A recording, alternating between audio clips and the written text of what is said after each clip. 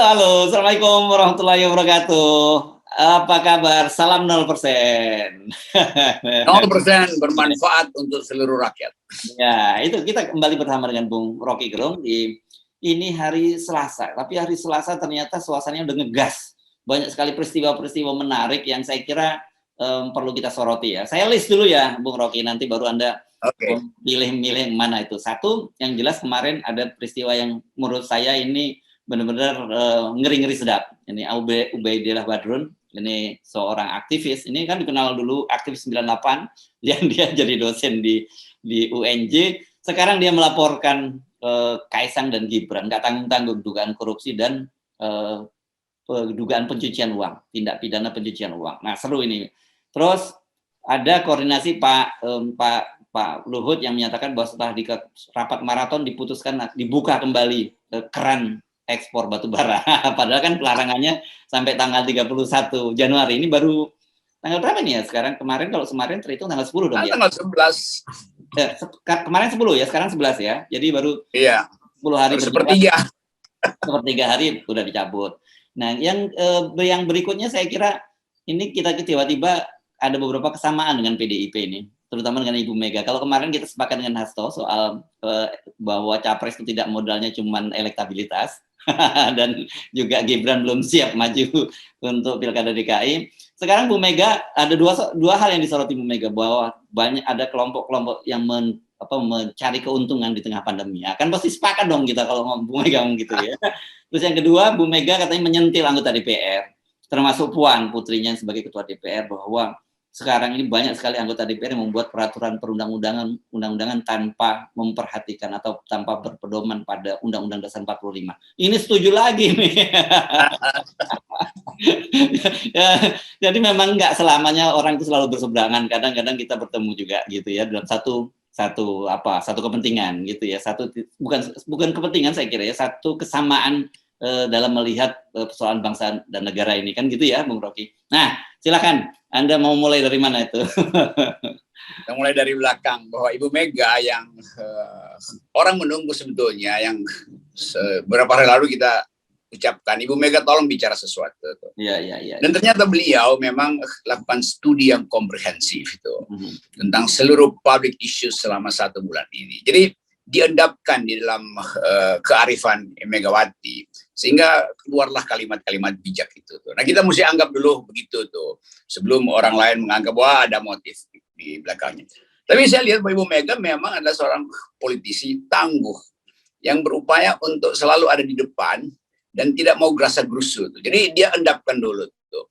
Nah, sangat mungkin ada tim baru mungkin yang di belakang Ibu Mega. Mungkin tim lamanya dianggap membosankan kalau partai, karena Hasto juga kadang-kala ya memang sekjen, tapi Ibu Mega kan punya intuisi sendiri itu. Dan kita tahu bahwa ada semacam mistisisme dalam pikiran Ibu Mega, bukan sekedar sebagai orang Jawa, tapi sebagai orang yang mengalami proses politik yang pahit.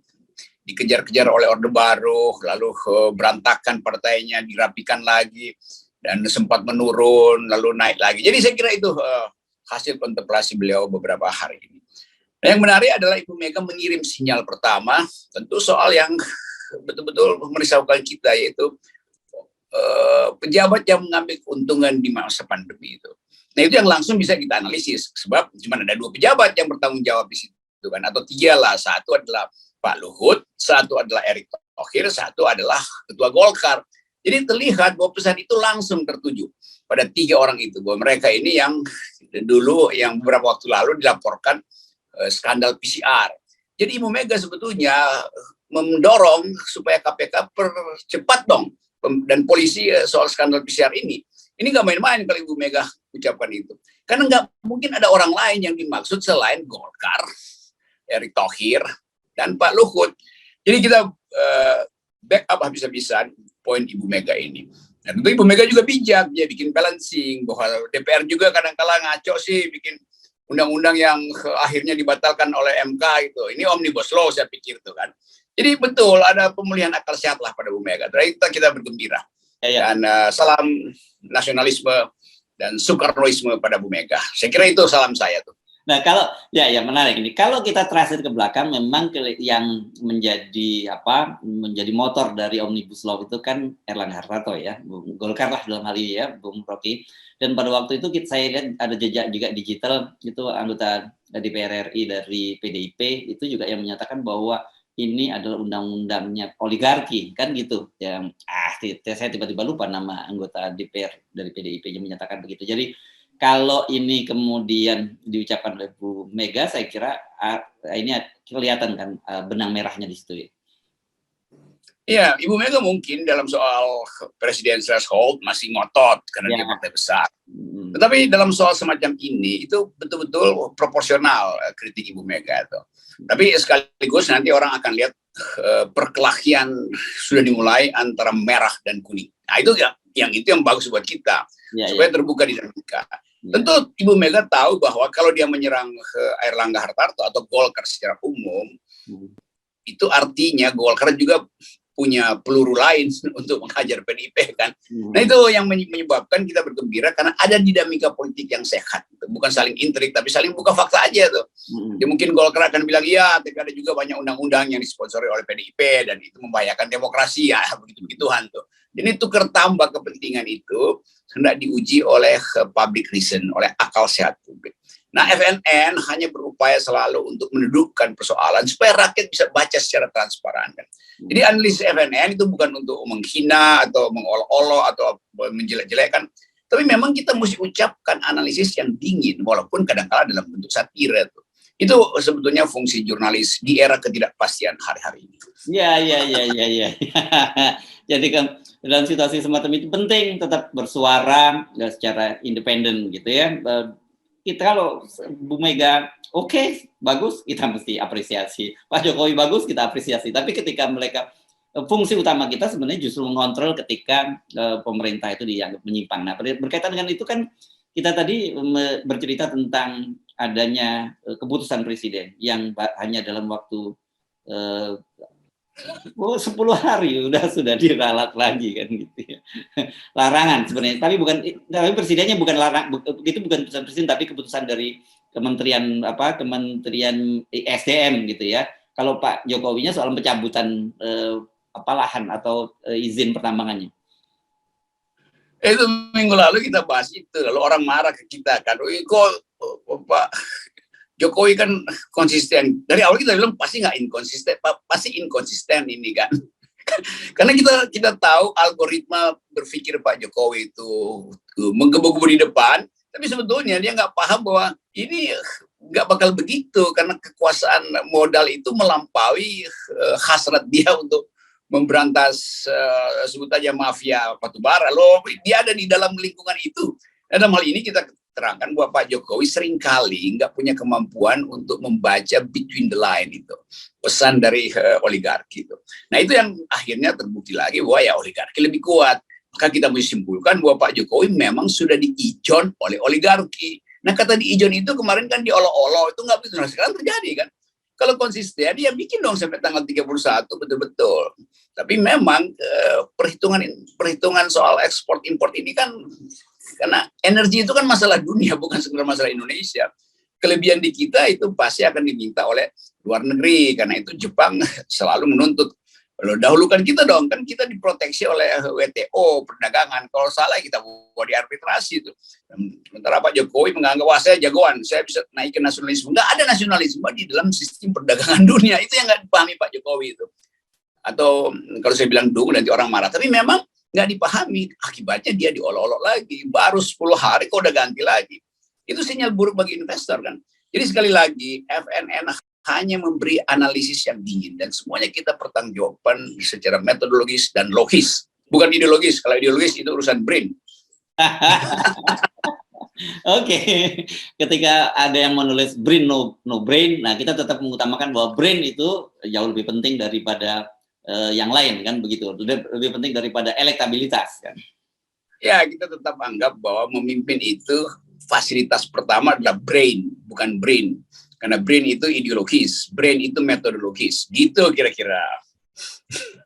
Oke, jadi ini sebenarnya sudah nggak perlu kaget lagi dan hanya dalam waktu 10 hari kita analisis kita sudah terbukti gitu ya.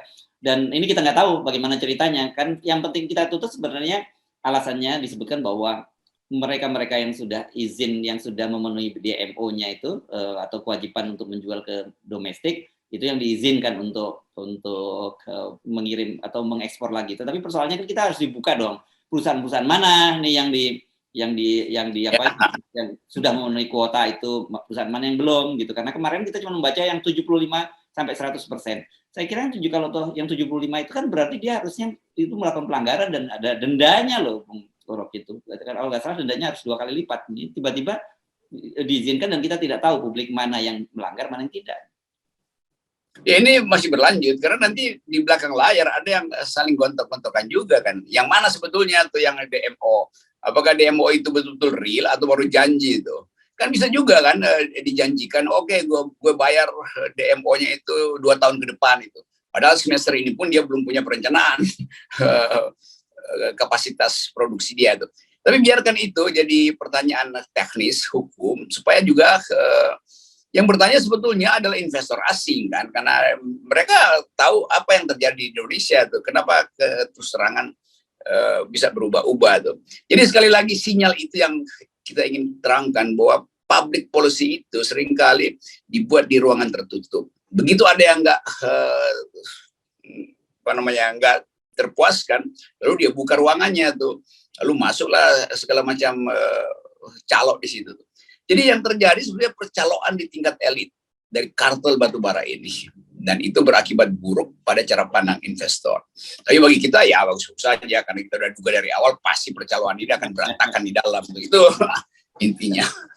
Dan sebenarnya ini sekedar tips saja ya. Nggak perlu FNN, nggak perlu Rocky Gerung Official. Anda sendiri sebenarnya setiap kali melihat kebijakan Pak Jokowi sudah bisa karena udah ada patternnya ya gitu ya Bung ya. Kalau Anda tadi menyebut algoritma, sebenarnya itu sudah pattern. Kalau begini. Ya.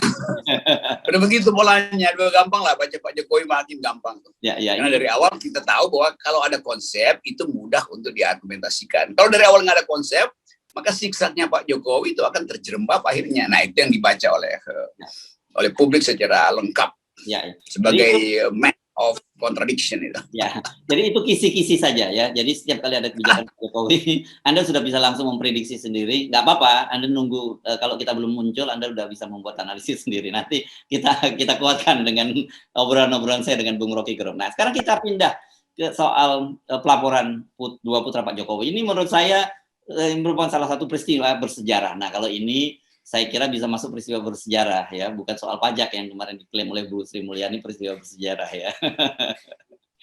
Ya ini betul-betul Ubed mewakili kegelisahan kita tentang status dari keluarga presiden sebetulnya. Dan kalau yang melaporkan itu adalah LSM, mungkin dianggap atau kelompok tertentu itu dendam atau apa sih. Ubed ini adalah doktor di bidang sosiologi, paham tentang etika publik. Jadi dia mengerti kenapa dia harus laporkan.